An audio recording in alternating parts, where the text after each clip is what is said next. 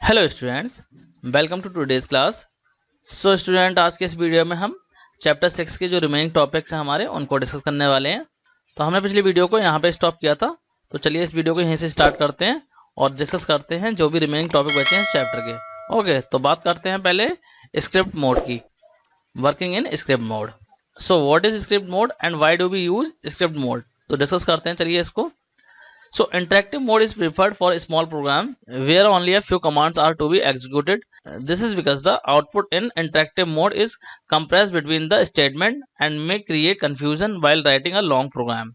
तो देखिए, interactive mode जो था जिसमें हम वर्क कर रहे थे वो स्मॉल प्रोग्राम के लिए तो ठीक रहता है, लेकिन जब आप कोई लॉन्ग प्रोग्राम लिख रहे होते हैं तो वहां पे प्रॉब्लम क्रिएट हो सकती है, क्योंकि हमारा जो आउटपुट होता है हमें इंटरेक्टिव मोड में कोड को लिखने के बाद में कोई भी लाइन हम लिखते हैं उसके बाद में तुरंत मिल जाता है। तो अगर हम कोई लॉन्ग प्रोग्राम लिख रहे हैं तो वहां पे कंफ्यूजन क्रिएट हो सकता है कि हमें पता नहीं चलेगा कौन सा आउटपुट है कौन सा हमारे कमांड है।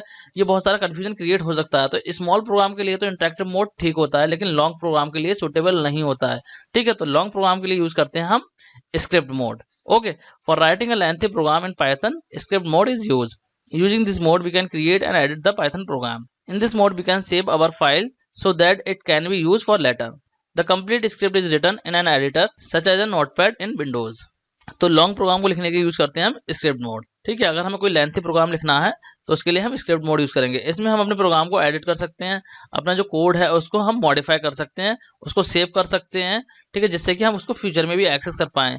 जबकि इंटरेक्टिव मोड में ऐसा नहीं था, आप जो भी कमांड टाइप करते थे उसका आउटपुट तुरंत मिल जाता था, और जैसे ही आपने इंटरेक्टिव मोड को क्लोज कर दिया तो वो आपका सेव नहीं होता था। ठीक है, अगर आपको दोबारा से वही प्रोग्राम चाहिए तो आप उसको एक्सेस नहीं कर सकते थे।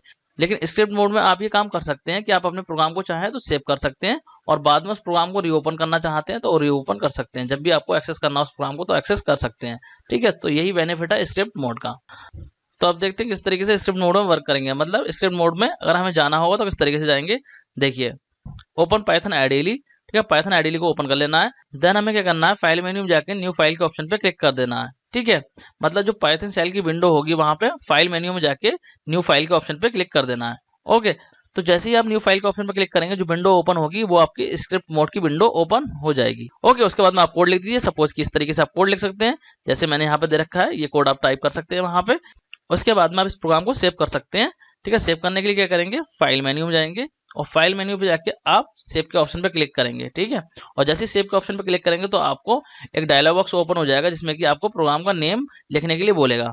तो आप वहां पर प्रोग्राम का नेम लिख सकते हैं, जो भी प्रोग्राम का नेम देना चाहते हैं वो नेम दे सकते हैं, और उसके बाद में डॉट पी वाई लगा देंगे। डॉट पी वाई का मतलब है, डॉट पी वाई जो होती है पाइथन की एक्सटेंशन होती है, तो इसको हमें पाइथन प्रोग्राम की फाइल के साथ में लगाना होता है। ठीक है, जो भी प्रोग्राम आप बनाएंगे उसको जब भी सेव करेंगे आप तो उसके बाद में आपको डॉट पी वाई भी लगाना होगा। ठीक है, डॉट पी वाई का मतलब पाइथन की एक्सटेंशन है ये। ओके, तो आई होप आप लोगों को समझ में आ गया होगा। तो चलिए मैं इसको प्रैक्टिकली करके दिखा देता हूँ आपको, जिससे कि आपके डाउट्स क्लियर हो जाएं। तो सबसे पहले पाइथन आईडीई को ओपन कर लेते हैं। ठीक है, मैंने यहाँ पर डायरेक्टली सर्च कर लिया है। ओके, तो ये मेरा पाइथन आईडीई ओपन हो गया है। और इसके बाद में क्या था, हमारा नेक्स्ट स्टेप, हमें फाइल मेन्यू में जाना है और फाइल मेन्यू पे जाके क्लिक करना है हमें न्यू वाले ऑप्शन पर। न्यू फाइल का जो ऑप्शन होगा इस पर क्लिक कर देना है, या फिर आप शॉर्टकट की यूज कर सकते हैं Ctrl+N। ठीक है, तो मैं यहाँ न्यू फाइल के ऑप्शन पर क्लिक कर देता हूँ। ठीक है, तो ये इस तरीके से मेरी विंडो ओपन हो जाएगी। तो इसी को हम बोलते हैं स्क्रिप्ट मोड। ये हमारा स्क्रिप्ट मोड ओपन हो चुका है। अब यहाँ पे जो भी कोड लिखना है आपको लिख दीजिए। जैसे सपोज मैं यहाँ लिख देता हूँ A=10, B=20, और यहाँ वेरिएबल देता हूँ सम इक्वल, मैंने कर दिया A+B। ठीक है, और यहाँ पे मैं लिख देता हूँ एक print statement, print the sum of A and B is, और यहाँ कॉमा लगा के प्रिंट कर देता हूँ सम को। ओके, अब मैं इसको सेव कर दूंगा तो फाइल मेन्यू में जाऊंगा। ठीक है, या फिर आप Ctrl+S भी प्रेस कर सकते हैं। तो मैं यहाँ पे फाइल मेन्यू में जाकर सेव के ऑप्शन पर क्लिक कर दे रहा हूँ। फिर इसके बाद में आपको यहाँ पे पाइथन प्रोग्राम का नेम टाइप करना होगा, जिस नाम से भी आप इस पाइथन प्रोग्राम को सेव करना चाहते हैं, और आप चाहो तो लोकेशन भी सिलेक्ट कर सकते हो कि आपको प्रोग्राम को कहाँ सेव करना है। तो मैं यहाँ पे डेस्कटॉप सेलेक्ट कर लेता हूँ। ओके, मैं डेस्कटॉप पे सेव करना चाहता हूँ इसको, और यहाँ पे मैं इसका नाम दे देता हूँ। सपोज मैंने इसका नाम दे दिया सम। ठीक है, सम नाम से मैं इसको सेव कर रहा हूँ, और इसके बाद में आप लगाएंगे यहाँ पे एक्सटेंशन, तो लगाएंगे डॉट पी वाई। ठीक है, और इसके बाद में यहाँ पे सेव पे क्लिक करके इसको सेव कर देंगे। ठीक है, ये सेव कर दिया मैंने, तो ये मेरा प्रोग्राम सेव हो गया है। अब जब भी चाहूँ मैं इस प्रोग्राम को दोबारा से ओपन करके देख सकता हूँ। ओके, तो आई होप आप लोगों को समझ में आ गया किस तरीके से स्क्रिप्ट मोड को ओपन करना है और किस तरीके से उसमें कोड को लिख के फाइल को सेव करना है। ओके, तो अब देखते हैं जो स्क्रिप्ट मोड में हमने प्रोग्राम को लिखा है उसको रन किस तरीके से कराएंगे। Okay, how to run script program. तो किस तरीके से करेंगे, देखिए। After the Python program file is created you can run the program by the following steps. कौन कौन से स्टेप्स हैं? पहले आपको आइडियली पाइथन सेल को ओपन कर लेना है, देन आपको फाइल को ओपन कर लेना है, मतलब जिस प्रोग्राम फाइल को भी आप रन कराना चाहते हैं उस फाइल को ओपन कर लेंगे। और अगर आपकी फाइल ऑलरेडी ओपन है, मतलब आपने प्रोग्राम अभी लिखा है ऑलरेडी ओपन है, ठीक है, तो आप उसको डायरेक्टली रन करा सकते हैं। किस तरीके से करेंगे? आपको सिंपली क्या करना होगा, रन के ऑप्शन पे क्लिक कर देना है और वहां पे आपको ऑप्शन मिलेगा रन मॉड्यूल, या फिर आप प्रेस कर सकते हैं F5 की। जैसे ही आप F5 की प्रेस करेंगे या फिर आप रन के ऑप्शन पे जाकर रन मॉड्यूल पे क्लिक करेंगे तो आपका प्रोग्राम एग्जीक्यूट हो जाएगा, मतलब प्रोग्राम में जो भी कोड होगा वो आपका चल जाएगा। ओके, तो मैं आपको प्रोग्राम को रन करके दिखा देता हूँ। जो प्रोग्राम हमने अभी क्रिएट करा था उसी को मैं रन करके दिखा देता हूँ आपको। ओके, तो इस प्रोग्राम को मैं रन करना चाहता हूँ, तो रन करने के लिए मुझे क्या करना होगा, यहाँ पे देखिए आपका रन का ऑप्शन मिलेगा आपको, तो आपको इस रन के ऑप्शन पे क्लिक कर देना है और यहाँ पे देखेंगे आप तो मिलेगा रन मॉड्यूल, ठीक है, तो आप इस पर क्लिक कर सकते हैं रन मॉड्यूल पे, या फिर आप डायरेक्टली F5 की कोई भी प्रेस कर सकते हैं। तो अभी मैं करता हूँ यहाँ पे रन मॉड्यूल पे क्लिक, ठीक है, जैसे क्लिक करूंगा तो ये प्रोग्राम मेरा एग्जीक्यूट हो जाएगा। देखिए जैसे मैंने वहां पे क्लिक करा तो मेरा प्रोग्राम एग्जीक्यूट हो गया, उसका आउटपुट यहाँ पे आ गया है। ओके, तो इस तरीके से आप स्क्रिप्ट मोड में पाइथन प्रोग्राम को रन कर सकते हैं। ओके, आई होप आप लोगों को समझ में आ गया होगा। तो अब डिस्कस करते हैं डेटा टाइप्स को। ओके, तो डेटा टाइप्स क्या होते हैं और इनकी जरूरत क्यों होती है। ओके, तो इसको एक एग्जांपल की हेल्प से समझते हैं। तो सपोज कि आपने एक हॉलीडे ट्रिप प्लान की है। ओके, तो उस हॉलीडे ट्रिप पे जाने के लिए आप रिजर्वेशन करेंगे। ओके, और जब आप रिजर्वेशन करेंगे तो रिजर्वेशन करते टाइम आपको एक फॉर्म मिलेगा, उस फॉर्म में कुछ इन्फॉर्मेशन होगी जो आपको फिल करनी होगी। किस टाइप की इन्फॉर्मेशन होगी? जैसे कि train number, date of journey, name, age, इस तरीके से इन्फॉर्मेशन आपसे वहां पे पूछी जाएगी जो कि आपको एंटर करनी पड़ेगी। ओके, तो ये जो इन्फॉर्मेशन होगी ये स्पेसिफिक डेटा टाइप की होगी, मतलब नेम जो है जैसे कि आपका स्ट्रिंग डेटा टाइप का होगा, एज जो है वो न्यूमेरिक टाइप की होगी, ऐसी डेट ऑफ जर्नी जो होगी वो डेट टाइप की होगी।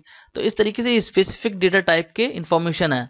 तो इसी तरीके से हम पाइथन प्रोग्राम पे जब वर्क कर रहे होते हैं तो हमें वेरिएबल की डेटा टाइप को स्पेसिफाई करना होता है कि ये वेरिएबल किस टाइप की वैल्यू को होल्ड करेगा। हम अगर वहां पे स्पेसिफाई कर देंगे तो उससे पता चल जाएगा कि वेरिएबल किस टाइप की वैल्यू स्टोर करने वाला है, ये स्ट्रिंग करने वाला है, ये नंबर करने वाला है, या ये फ्लोट वैल्यू करने वाला है। जिस टाइप की वैल्यू चाहें तो आप वो डिफाइन कर सकते हैं पहले से, ठीक है। तो इसीलिए डेटा टाइप की रिक्वायरमेंट होती है। तो चलिए देखते हैं पाइथन में कौन कौन से डेटा टाइप्स होते हैं। Okay, so Python has some basic data types. कौन कौन से हैं चलिए देखते हैं। नंबर 1 है इंटीजर, सेकंड है हमारा फ्लोट, एंड थर्ड है हमारा स्ट्रिंग। ये कुछ बेसिक डेटा टाइप हैं जो पाइथन में यूज होते हैं। ओके, तो इनको वन बाय वन डिस्कस कर लेते हैं। पहले बात करते हैं इंटीजर डेटा टाइप की।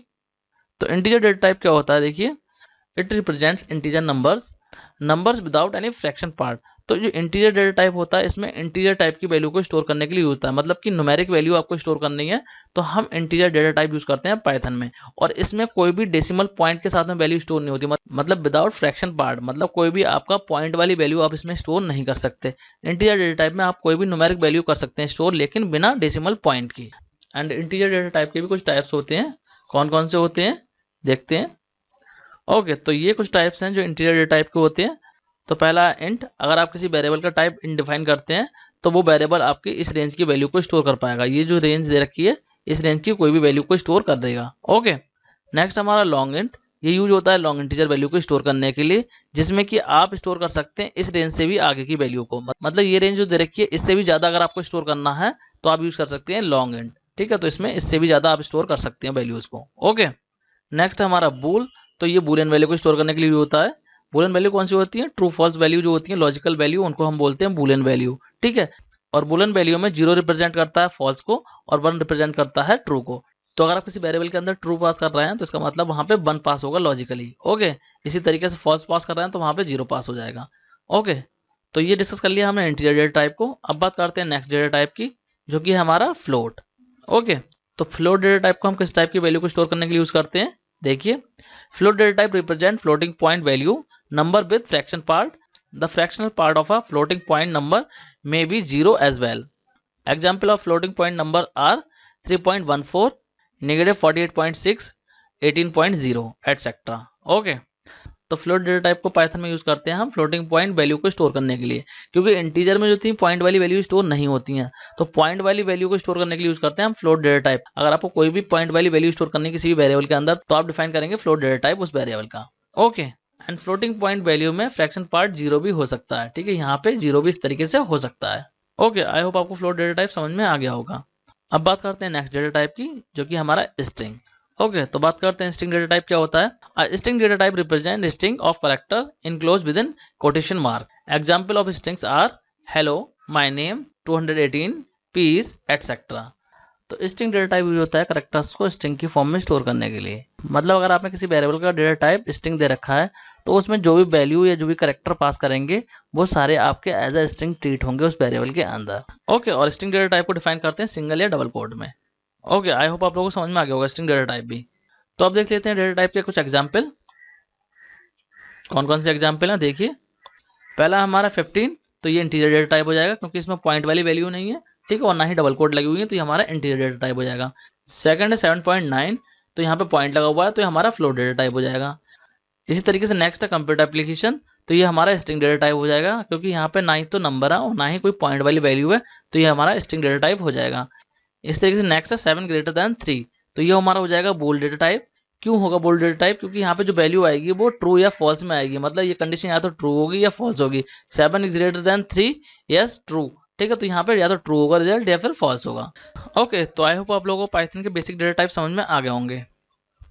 तो अब देखते हैं इनपुट फंक्शन को। तो इनपुट फंक्शन का काम क्या होता है देखिए। Input function is used to accept the value for a variable from the user. To input integer and float value, we can use int or float along with the input function. तो input function का काम होता है programme में user से value को accept करना। मतलब जब आपका प्रोग्राम रनिंग पोजीशन में हो उस टाइम पे आप चाहते हैं कि यूजर एंटर करे वैल्यू, तो आप कर सकते हैं with the help of input function. मतलब कोई भी वेरिएबल आपने बनाया है और आप चाहते हैं उस वेरिएबल की वैल्यू यूजर एंटर करे, तो वो आप करेंगे with the help of input function. Okay, input function की हेल्प से आप किसी भी वेरिएबल की वैल्यू को एक्सेप्ट कर सकते हैं यूजर से प्रोग्राम में। ओके, तो चलिए मैं इसको आपको प्रोग्राम की हेल्प से करके दिखा देता हूँ जिससे कि आपका कॉन्सेप्ट ज़्यादा क्लियर हो जाए। तो इसको मैं आपको पाइथन आइडियली में करके दिखाता हूँ। ठीक है, मैं आइडियली ओपन कर लेता हूँ। ओके, ये आइडियली ओपन हो गया और यहाँ पे ओपन करता हूँ मैं स्क्रिप्ट मोड को। फाइल में जाके यहाँ पे स्क्रिप्ट मोड ओपन हो गया मेरा ये। तो यहाँ पे सपोज मैं एक वेरिएबल लेता हूँ, सपोज मैंने लिया a और इक्वल मैंने कर दिया 10, ठीक है। और अब मैं यहाँ पे प्रिंट करता हूँ प्रिंट, और मैं देता हूँ यहाँ पे एक message the value of a is, ये मैसेज दिया एंड कॉमा लगा के a को प्रिंट कर देता हूँ, ठीक है। तो क्या होगा, ये मैसेज प्रिंट हो जाएगा और a की जो वैल्यू है वो प्रिंट हो जाएगी। तो देखिए मैं इसको चला के दिखाता हूँ। पहले इस प्रोग्राम को सेव कर देता हूँ, Ctrl+S कर देता हूँ मैं। सपोज मैं इसका नाम देता हूँ input.py, ठीक है, सेव कर दिया। अब मैं इसको चला के दिखाता हूँ। देखिए रन करता हूँ तो यहाँ पे देखिए आउटपुट आ गया the value of a is 10, ठीक है, ये आउटपुट आपको मिल गया है। अब मैं चाहता हूँ कि जो a वेरिएबल है इसकी वैल्यू यहाँ पे डिफाइन न करके मैं चाहता हूँ कि यहाँ पे जब प्रोग्राम चले मेरा तो यहाँ पे यूजर एंटर करे, जो भी वैल्यू एंटर करे वो मेरी प्रिंट हो जाए। यहाँ पे इनपुट लेना है मुझे इस a वेरिएबल के लिए। ओके, मैं चाहता हूँ यूजर यहाँ पे वैल्यू एंटर करे, ठीक है। तो वो किस तरीके से करेंगे, तो उसके लिए यूज करेंगे हम यहाँ पे इनपुट फंक्शन को। ओके, देखिए किस तरीके से करेंगे। ओके, तो यहाँ पे इसे हटा देता हूँ। सबसे पहले वेरिएबल का नेम और इक्वल हमने लगा दिया। इसके बाद में लिखते हैं इनपुट, और इनपुट लिखने के बाद में हम इनपुट फंक्शन की पैरेंथेसिस को स्टार्ट करते हैं और यहाँ पे कोई भी मैसेज देते हैं जिससे कि यूजर को पता लगे कि उसे क्या करना है। तो यहाँ पे देता हूँ एंटर एनी वैल्यू, ठीक है, यहाँ पे मैंने दे दिया मैसेज, ठीक है। तो ये मैसेज यूजर को मिल जाएगा और जो भी वैल्यू वो एंटर करेगा वो कहाँ चली जाएगी, ए वेरिएबल के अंदर, और उसके बाद में ये मैसेज प्रिंट हो जाएगा और ए की वैल्यू जो एंटर करी होगी यूजर ने वो प्रिंट हो जाएगी, ठीक है। मैं चला के दिखाता हूँ इसको।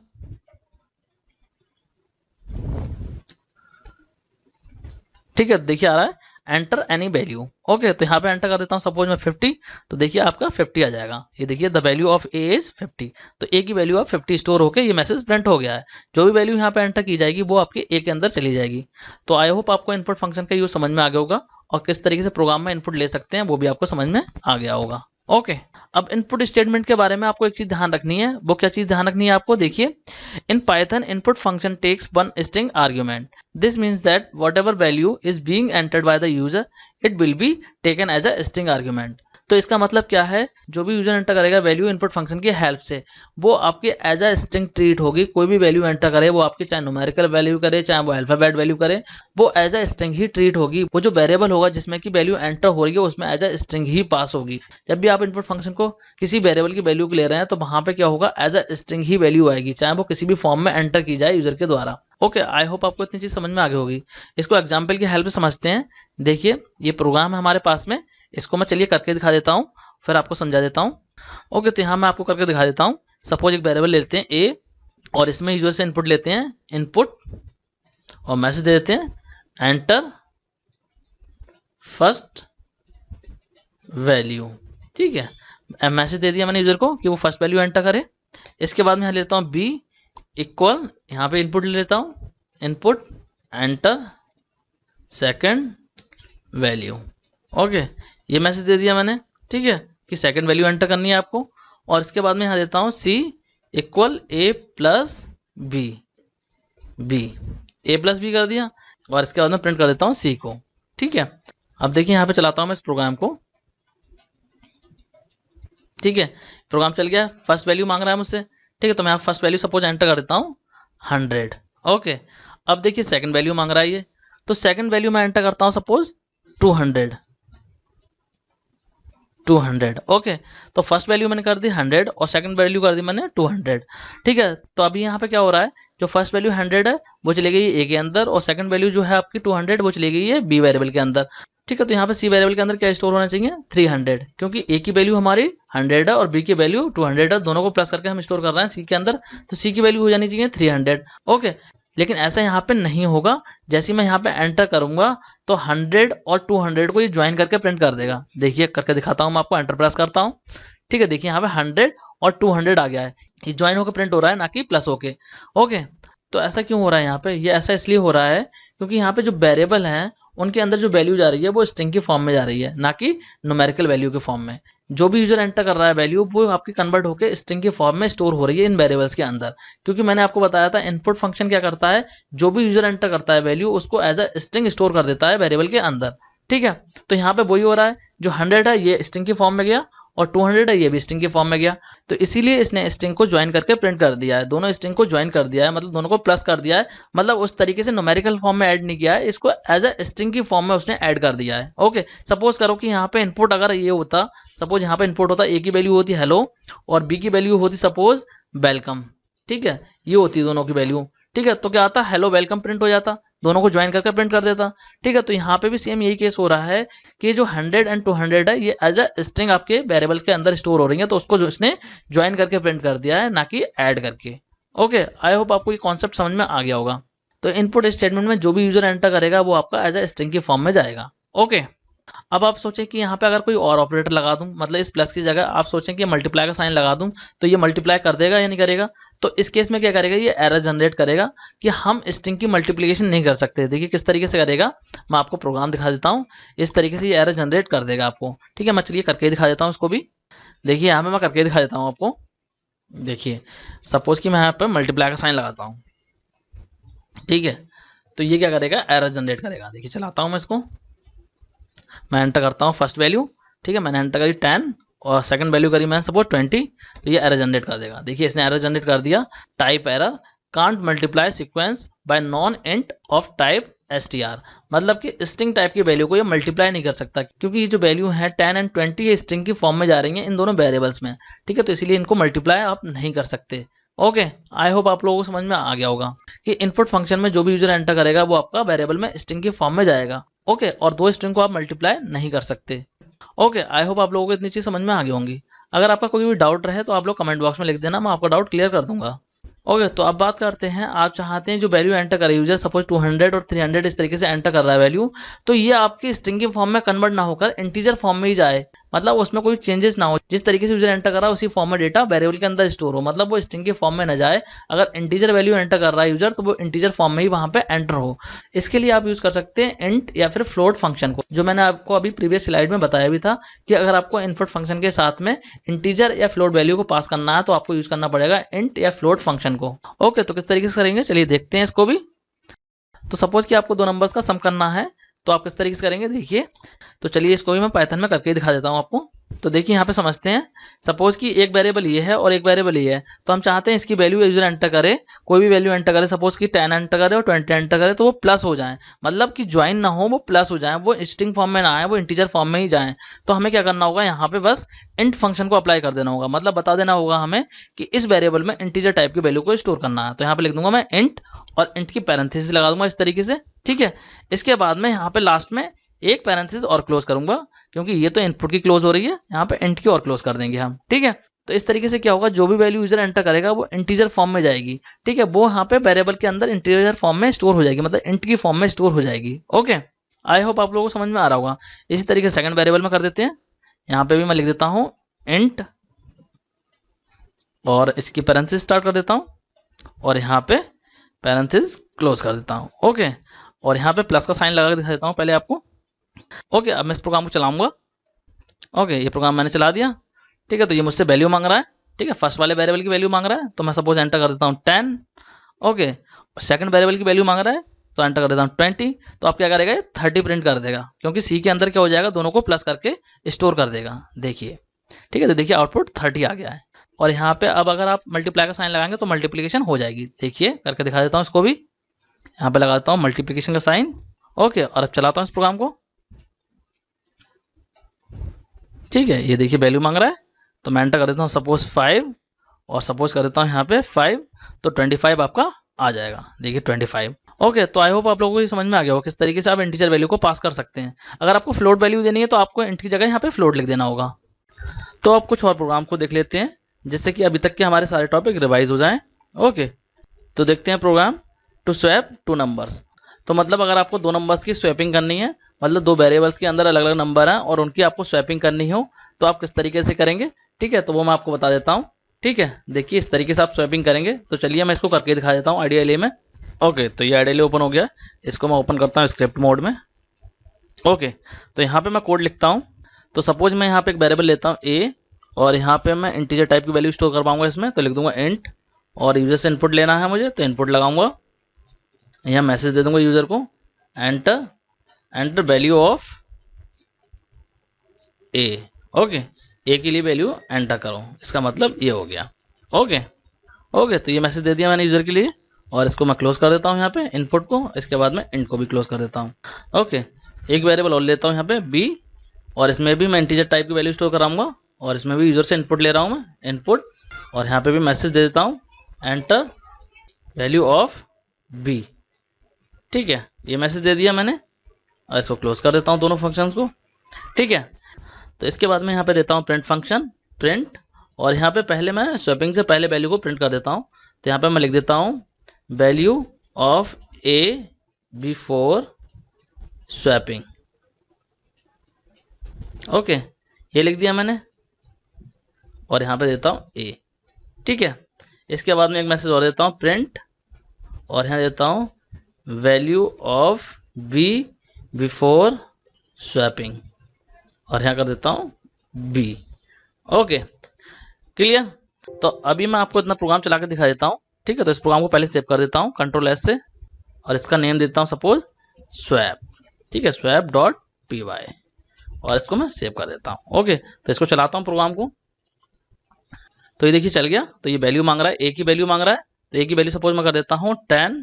ओके, और ये बी की वैल्यू मांग रहा है, तो बी की वैल्यू कर देता हूँ सपोज मैं 20। ओके, तो देखिए यहाँ पे अभी आउटपुट आ गया और वैल्यू प्रिंट हो गई, the value of A before swapping 10, the value of B before swapping 20। ठीक है, तो इस तरीके से प्रिंट हो रहा है। ठीक है, अभी जो ए की वैल्यू है वो ए की वैल्यू प्रिंट हो रही है, जो बी की वैल्यू है वो बी की वैल्यू प्रिंट हो रही है।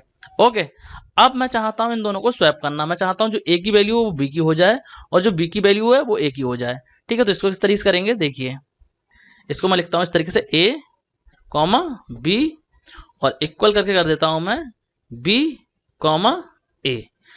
ओके, तो इसका मतलब क्या है, जो बी की वैल्यू होगी वो चली जाएगी ए में, और जो ए की वैल्यू होगी वो बी में चली जाएगी। जो पहले वेरिएबल लिखा जाएगा उसकी पहले वाले में जाएगी, जो बाद में लिखा जाएगा उसकी वैल्यू बाद वाले में जाएगी। ठीक है, इस तरीके से भी आप असाइन कर सकते हैं वैल्यू को। 2 वेरिएबल अगर आपके पास में है तो आप यहाँ पे डायरेक्ट वैल्यू पास कर सकते हैं। पहली वैल्यू चली जाएगी फर्स्ट वाले में, सेकंड वैल्यू चली जाएगी सेकंड वाले वेरिएबल में। ओके, इस तरीके से भी पास कर सकते हैं आप। आई होप आपको इतना समझ में आ गया हो। तो अब क्या होगा, दोनों की वैल्यू स्वैप हो जाएंगी, जो बी की वैल्यू है वो ए में चली जाएगी, और जो ए की वैल्यू है वो बी में चली जाएगी। ठीक है, तो इसको प्रिंट कर देते हैं यहाँ पे। ठीक है, तो यहाँ पे प्रिंट स्टेटमेंट देते हैं प्रिंट, और यहाँ पे मैं लिख देता हूँ value of A after swapping, और यहाँ पे कर देता हूँ ए को प्रिंट। ठीक है, और यहाँ देता हूँ print value of B after swapping, और यहाँ बी को प्रिंट कर देते हैं। ठीक है, अब मैं इस प्रोग्राम को चलाता हूँ। ये देखिए प्रोग्राम चल गया। तो यहाँ पे वैल्यू मांग रहा है। ठीक है, तो वैल्यू एंटर करता हूँ मैं, सपोज पहले एंटर कर देता हूँ 10, तो ये 10 जा रहा है ए में। फिर मैं एंटर करता हूँ 20, तो ये 20 जाएगा बी में। तो अब ये वैल्यू स्वैप हो जाएंगी। तो देखिए यहाँ पे क्या हो रहा है, स्वैपिंग से पहले जो ए की वैल्यू 10 थी तो वही आ रही है, और बी की वैल्यू 20 थी तो वही आ रही है। लेकिन स्वैपिंग के बाद में क्या हो रहा है, ए की वैल्यू 20 आ रही है और बी की वैल्यू 10 आ रही है। ठीक है, ये वैल्यू चेंज हो गई है, एक्सचेंज हो गई है। Okay, so this is how you can swap the value of 2 variable. I hope आप लोगों को समझ में आ गया होगा। अब एक प्रोग्राम और देख लेते हैं, to find area and perimeter of square. ठीक है, अगर आपको स्क्वायर का एरिया एंड पेरीमीटर फाइंड करना है तो वो किस तरीके से करेंगे। ओके, तो चलिए इसको भी मैं आपको करके दिखा देता हूँ। ओके, तो यहाँ पे कोड लिख देते हैं, इस वाले को हटा देते हैं हम। तो सपोज एक वेरिएबल ले लेता हूँ ए, और इसमें लेता हूँ इंटीजर टाइप की वैल्यू, और इनपुट लूंगा यूजर से इनपुट। ठीक है, और यहाँ पे दे दूंगा message enter sides of square. ठीक है, ये मैसेज दे दिया मैंने। ओके, इसके बाद में यहाँ पे एक वेरिएबल बना लेते हैं जिसमें कि हम स्क्वायर के एरिया को स्टोर करेंगे। तो एरिया नाम से बना लेता हूं मैं, एरिया। ओके, इक्वल ए इंटू ए। ओके, तो इस तरीके से हमारा क्या होगा, एरिया कैलकुलेट हो जाएगा। इसके बाद में हम यहाँ पे एक वेरिएबल और बनाएंगे पैरामीटर को स्टोर करने के लिए। तो यहाँ पे सपोज बना लेता हूँ पी आर नाम से, और इक्वल करके यहाँ पे लिख देता हूँ 4 इंटू ए। ठीक है, जो भी आपकी साइड्स होंगी वो आपकी इंटू हो जाएंगी 4 से। तो इस तरीके से हमारा पैरामीटर भी कैलकुलेट हो जाएगा। ओके, और इसके बाद में यहाँ पे प्रिंट कर देता हूँ, प्रिंट, यहाँ पे एक मैसेज देता हूँ एरिया ऑफ स्क्वायर, ये दे दिया मैंने। इसके बाद यहाँ कॉमा लगा के और प्रिंट कर देंगे किसको, एरिया को। ठीक है, पहले एरिया प्रिंट कर रहे हैं हम इसका। इसके बाद में एक प्रिंट स्टेटमेंट और दे देते हैं, प्रिंट, और यहाँ पे कर देते हैं पेरीमीटर ऑफ स्क्वायर, ये दे दिया। एंड इसके बाद में पेरीमीटर को प्रिंट कर देंगे पी आर। ओके, अब इसके बाद में इसे सेव कर देंगे, और सेव करने के बाद में इसको रन कर देते हैं। ठीक है, चलाते हैं इसको। ओके, तो देखिए यहाँ पे साइड एंटर करने के लिए बोल रहा है स्क्वायर की। ओके, तो यहाँ पे मैं एंटर कर देता हूँ साइड को, सपोज मैं कर देता हूँ 30। ठीक है, और इसके बाद में मैं एंटर प्रेस करूंगा तो ये हमारे स्क्वायर का एरिया एंड पेरीमीटर को कैलकुलेट कर देगा। देखिए मैं करता हूँ एंटर, तो देखिए इसने स्क्वायर को कैलकुलेट कर दिया और पेरीमीटर को भी कैलकुलेट कर दिया। ओके, तो आई होप आप लोगों को समझ में आ गया हो किस तरीके से स्क्वायर का एरिया एंड पेरीमीटर को कैलकुलेट करेंगे। तो अब डिस्कस करते हैं प्रिंट फंक्शन के फीचर्स को। Okay, so what are the features of print function, चलिए देखते हैं। तो पहला फीचर तो प्रिंट फंक्शन का ये है कि ये क्या करता है, आपके मैसेज को प्रिंट करता है आउटपुट डिवाइस पे। आउटपुट डिवाइस का मतलब है जो मॉनिटर होता है उस पर हमें डिस्प्ले कराता है हमारे मैसेज को, कोई भी प्रोग्राम का मैसेज होता है उसको डिस्प्ले कराता है। Okay, second one is it convert the message or an object into a string before writing it on the screen. तो ये क्या करता है, आउटपुट डिस्प्ले करने से पहले कोई भी मैसेज या ऑब्जेक्ट जो होता है उसको कन्वर्ट करता है स्ट्रिंग में। ओके, ये सेकंड फीचर हो गया इसका। Third one is it can have multiple parameter. तो इसमें आप मल्टीपल पैरामीटर भी दे सकते हैं जिनका यूज हम ऑलरेडी देख चुके हैं। Okay, and fourth one is it support multiple escape sequences to format the output. तो ये मल्टीपल एस्केप सीक्वेंसेस को भी सपोर्ट करता है जिससे कि आप आउटपुट को फॉर्मेट कर सकते हैं। कौन कौन से एस्केप सीक्वेंसेस इनको सपोर्ट करता है ये, जैसे कि backward slash N for new line, backward slash T for tab space and carriage return. Okay, तो ये कुछ एग्जाम्पल है एस्केप सीक्वेंसेस के जिनको ये सपोर्ट करता है। ओके, अब बात करते हैं how to use separator with print function.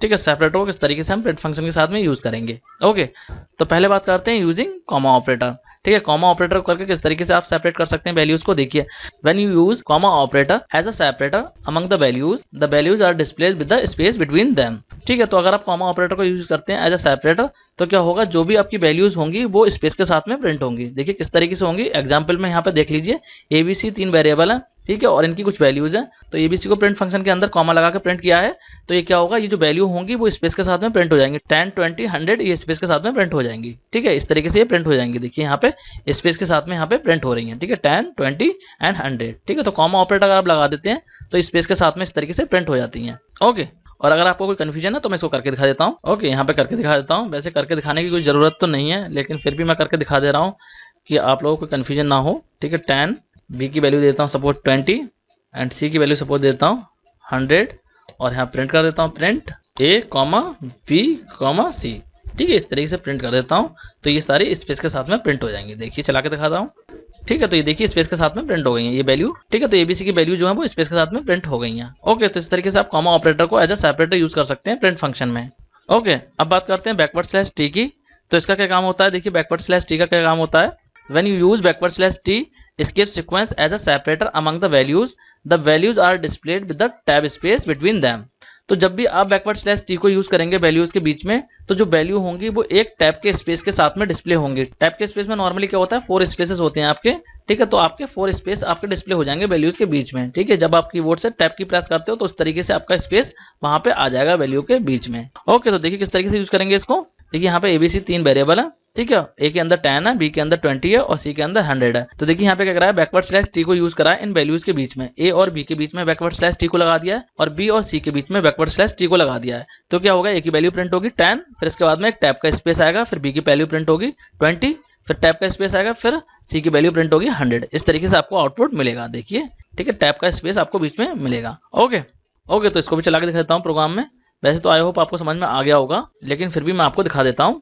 ठीक है, देखिए यहाँ पे बैकवर्ड स्लैश टी को लगा देता हूँ, यहाँ पे लगाता हूँ बैकवर्ड स्लैश टी। ओके, इसके बाद में यहाँ पे कॉमा एंड इसके बाद में यहाँ पे बैकवर्ड स्लैश टी को लगा देता हूँ, बैकवर्ड स्लैश टी। ठीक है, इस तरीके से एंड यहाँ कॉमा रहेगा। ओके, इस तरीके से हमने यहाँ पे बैकवर्ड स्लैश टी को लगा दिया है। अब मैं देखिए यहाँ पे प्रोग्राम को चलाता हूँ। ओके, तो देखिए मेरा प्रोग्राम रन हो गया है और ये वैल्यू देखिए टैब के स्पेस के साथ में प्रिंट हो गई हैं। ओके, आई होप आपको समझ में आ गया होगा। अगर आपको टैब का स्पेस देना होगा वैल्यूज के बीच में तो आप किस तरीके से देंगे। ओके, तो अब बात करते हैं बैकवर्ड स्लैश एन की। तो इसका काम क्या होता है, it is a new line character in Python. So a new line character in Python is used to end a line and start a new line. In Python, new line character can be used with the input function and with the print function. Backward slash n is a new line character used in Python. तो backward slash n new line character है Python में। तो ये जहाँ पे भी आप लिख देंगे backward slash n, वहाँ पे आपकी new line insert हो जाएगी। ओके, और इसको आप input और print function दोनों के साथ ही यूज कर सकते हैं। तो इसको किस तरीके से यूज करेंगे, तो देखिए यहाँ पे हमारे पास वेरिएबल है ABC और A की वैल्यू 10, B की वैल्यू 20 और C की वैल्यू 100। तो देखिए यहाँ पे प्रिंट फंक्शन में क्या करा है, A के बाद में बैकवर्ड स्लैश n लगा दिया है, फिर बी के बाद में बैकवर्ड स्लैश एन लगा दिया है। तो इससे क्या होगा, ए की वैल्यू प्रिंट होगी और उसके बाद में न्यू लाइन स्टार्ट हो जाएगी, फिर न्यू लाइन में आपका बी की वैल्यू प्रिंट हो जाएगी, फिर इसके बाद में फिर न्यू लाइन स्टार्ट होगी, फिर न्यू लाइन में सी की वैल्यू प्रिंट हो जाएगी। किस तरीके से आउटपुट आएगा, देखिए इस तरीके से आउटपुट मिलेगा आपको। 10 आएगा, फिर 20 आएगा, फिर आपका 100 आएगा, मतलब अलग अलग लाइन में आपका आउटपुट मिलेगा। ओके, तो इसको भी मैं जल्दी से करके दिखा देता हूँ आपको। देखिए यहाँ पे बैकवर्ड स्लैश टी की जगह मैं कर देता हूँ बैकवर्ड स्लैश एन। ठीक है, यहाँ पे भी एन कर देता हूँ। ठीक है, तो जब बैकवर्ड स्लैश टी था तो स्पेस आ रहा था टैब का, लेकिन अब मैंने बैकवर्ड स्लैश एन लगा दिया, तो अब क्या होगा, तो यहाँ पे अलग अलग लाइन में आउटपुट आएगा तीनों वेरिएबल्स का। देखिए किस तरीके से आएगा, मैं चला के दिखा देता हूँ। ये देखिए इस तरीके से आपका आउटपुट आ रहा है अलग अलग लाइन में। ए की वैल्यू प्रिंट हो रही है, फिर न्यू लाइन स्टार्ट हो रही है, फिर बी की वैल्यू प्रिंट हो रही है, फिर न्यू लाइन स्टार्ट हो रही है, फिर सी की वैल्यू प्रिंट हो रही है। ओके, तो आई होप आपको बैकवर्ड स्लैश एन का भी यूज समझ में आ गया होगा। ओके, तो आई होप आपको स्केप सीक्वेंसेस समझ में आ गए होंगे। तो चलिए स्केप सीक्वेंसेस को समझने के लिए एक एग्जांपल और देख लेते हैं। यहाँ पे ये एग्जांपल है जिसमें कि आपको स्टूडेंट की डिटेल लेनी है एक प्रोग्राम में। ठीक है, स्टूडेंट का नेम, एज, मार्क्स को आपको एंटर करवाना है, इस तरीके से आपको इन्फॉर्मेशन लेनी है।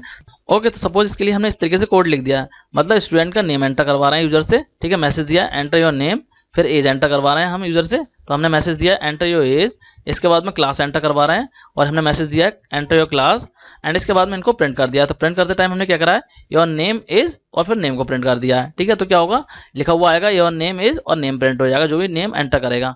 इसके बाद में प्रिंट कर दिया है योर एज इज और फिर एज को प्रिंट कर दिया, तो ये मैसेज आ जाएगा योर एज इज और एज प्रिंट हो जाएगी। फिर इसके बाद में प्रिंट करा है योर क्लास, ये मैसेज दिया है और उसके बाद में क्लास प्रिंट कर दिया है, तो ये प्रिंट होगा योर क्लास और जो क्लास एंटर करेगा यूजर वो प्रिंट हो जाएगी। ठीक है, तो किस तरीके से आउटपुट आएगा आपका, देखिए यूजर एंटर करेगा जो भी नेम होगा वो एंटर करेगा। सपोज उसने एंटर करा अमित शर्मा, एज एंटर करी 17 और क्लास एंटर करी 7, तो ये आपका आउटपुट आ जाएगा your name is Amit Sharma, your age is 17, your class 7। ठीक है, इस तरीके से आउटपुट मिल जाएगा। ओके, अब अगर आप चाहते हैं इसमें और फॉर्मेटिंग अप्लाई करना, सपोज कि आप इस तरीके से चाहते हैं ये इस तरीके से प्रिंट हो योर नेम इज, फिर जो अमित शर्मा है वो नेक्स्ट लाइन में आए, फिर आपका आए योर एज इज और जो 17 है वो नेक्स्ट लाइन में आए, फिर इसी तरीके से योर क्लास आए और जो 7 है वो नेक्स्ट लाइन में आए। तो इसके लिए आप अप्लाई करेंगे backward slash N skip sequence को। ओके, किस तरीके से करेंगे देखिए, मैं इसको एग्जांपल की हेल्प से दिखा देता हूँ यहाँ पे।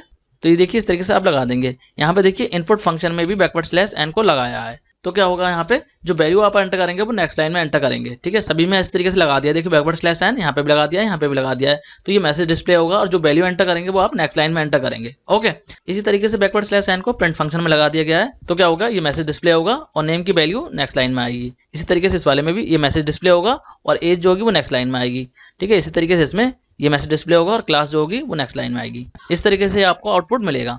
देखिए यहाँ पे एंटर योर नेम और जो वैल्यू एंटर करने के लिए आ रही है वो नेक्स्ट लाइन में आ रही है। ठीक है, यहाँ पे एंटर कर दिया अमित शर्मा। इसी तरीके से एंटर योर एज ये आ रहा है, उसके बाद में 17 नेक्स्ट लाइन में एंटर करा है। इसी तरीके से यहाँ पे एंटर योर क्लास ये आ रहा है, इसके बाद में 7 को नेक्स्ट लाइन में एंटर करा है। और इसके बाद में देखिए जब इसको प्रिंट किया गया है तो यहाँ पे देखिए मैसेज आ रहा है पहले, फिर वैल्यू आ रही है, मैसेज आ रहा है, फिर वैल्यू आ रही है, मैसेज आ रहा है, फिर वैल्यू आ रही है। ओके, इस तरीके से आउटपुट आपको मिल रहा है। आई होप आप लोगों को समझ में आ गया होगा।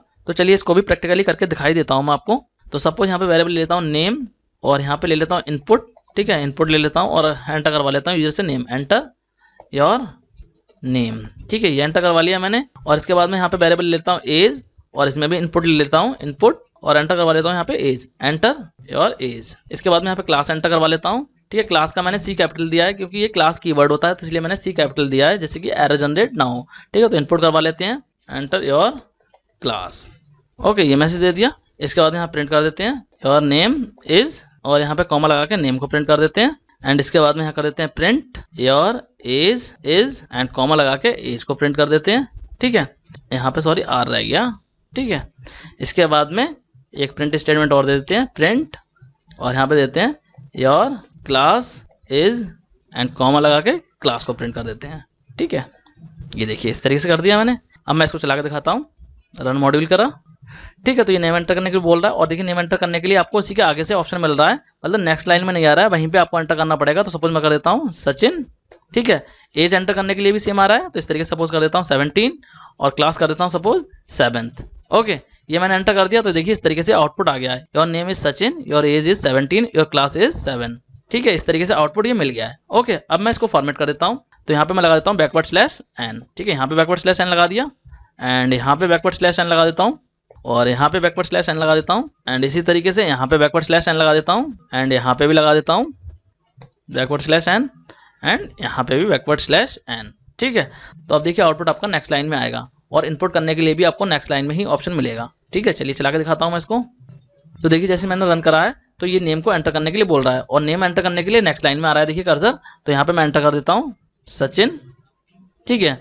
और एज के लिए भी नेक्स्ट लाइन में आ रहा है कर्सर, देखिए। तो यहाँ पे एंटर कर देता हूँ 17 एंड इसी तरीके से क्लास के लिए भी कर्सर नेक्स्ट लाइन में आ रहा है, ठीक है। तो यहाँ पे 7 कर देता हूँ और अब जैसे ही मैं यहाँ पे एंटर करूंगा तो जो आउटपुट होगा वो भी फॉर्मेटेड फॉर्म में आएगा, नेक्स्ट लाइन में आएगा। तो ये देखिए फॉर्मेटेड फॉर्म में आउटपुट आ रहा है, ओके। पहले मैसेज आ रहा है, फिर उसके बाद में जो वेरिएबल की वैल्यू वो प्रिंट हो रही है, ओके। तो आई होप आप लोगों को एस्केप सीक्वेंसेस समझ में आ गए होंगे, किस तरीके से एस्केप सीक्वेंसेस को यूज करके आप अपने आउटपुट को फॉर्मेट कर सकते हैं, ये भी मैंने आपको एक्सप्लेन कर दिया है। आई होप आपको समझ में आ गया होगा। So student, now your chapter 6 has been completed. I hope आप लोगों को समझ में आ गया होगा चैप्टर। अगर आपका कोई भी डाउट रहता है इस चैप्टर के रिगार्डिंग तो आप लोग कमेंट बॉक्स में लिख देना, मैं आपका डाउट क्लियर कर दूंगा। मैंने आपको सारे टॉपिक इस चैप्टर के समझा दिए हैं। आई होप आप लोगों को सारे टॉपिक समझ में आ गए होंगे। So student, that's it for today's class. Next class में हम इस चैप्टर के एक्सरसाइज एंड क्वेश्चन आंसर को कंप्लीट करेंगे। So student, that's it for this video. Thanks for watching.